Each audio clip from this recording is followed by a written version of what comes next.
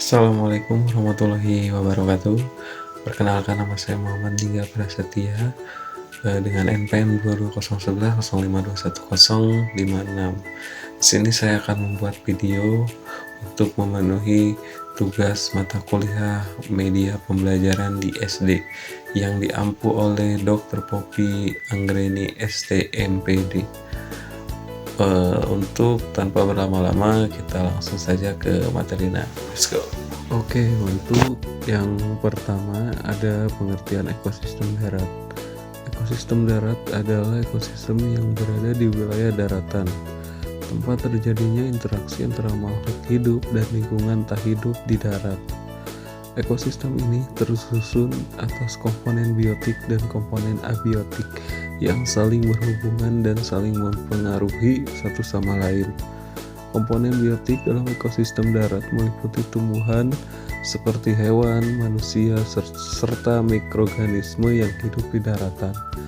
Untuk sementara itu, komponen abiotik dalam ekosistem darat meliputi tanah, air, udara, cahaya matahari, suhu, dan kelembapan. Dalam ekosistem darat, tumbuhan berperan sebagai produsen yang menghasilkan makanan melalui proses fotosintesis. Hewan dan manusia berperan sebagai konsumen yang memanfaatkan tumbuhan atau hewan lain sebagai sumber makanan. Mikroorganisme sebagai jamur dan bakteri berperan sebagai pengurai yang menguraikan sisa-sisa makhluk hidup menjadi zat sederhana sehingga dapat menyuburkan tanah. Interaksi antara produsen, konsumen, dan pengurai inilah yang membentuk keseimbangan dalam ekosistem darat.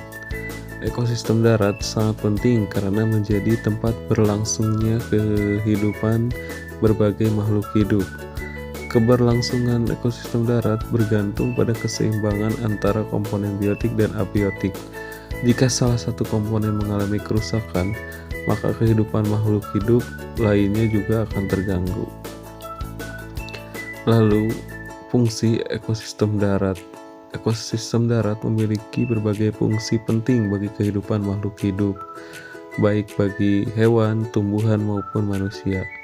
Salah satu fungsi utama ekosistem darat adalah sebagai tempat hidup atau habitat bagi berbagai jenis makhluk hidup, seperti hutan, padang rumput, sawah, dan kebun. Itu adalah merupakan contoh ekosistem darat yang menyediakan tempat berlindung, berkembang biak, dan mencari makanan bagi makhluk hidup. Selain sebagai habitat, ekosistem darat juga berfungsi sebagai penyedia sumber makanan dan energi. Tumbuhan yang menghasilkan makanan melalui fotosintesis yang kemudian dimanfaatkan oleh hewan dan manusia. Hubungan makan dan dimakan dalam ekosistem darat membentuk rantai makanan dan jaring-jaring makanan yang menjaga keseimbangan jumlah makhluk hidup. Ekosistem darat juga berfungsi sebagai keseimbangan lingkungan. Akar tumbuhan membantu mencegah erosi tanah, tumbuhan hijau menghasilkan oksigen dan menyerap karbon dioksida, serta mikroorganisme menjaga kesuburan tanah melalui proses penguraian. Dengan demikian, ekosistem darat berperan penting dalam menjaga kualitas tanah, udara, dan lingkungan sekitar. Selain itu, ekosistem darat juga berfungsi sebagai penunjang kehidupan manusia. Manusia memanfaatkan ekosistem darat untuk kegiatan pertanian, perkebunan, pemukiman, serta sumber bahan pangan dan bahan bangunan. Oleh karena itu, manusia memiliki tanggung jawab untuk menjaga dan melestarikan ekosistem darat agar tetap seimbang dan dapat dimanfaatkan secara berkelanjutan. Mungkin itu saja yang dapat saya sampaikan dalam video ini. Semoga ada manfaat kalian untuk menontonnya. Wassalamualaikum warahmatullahi wabarakatuh.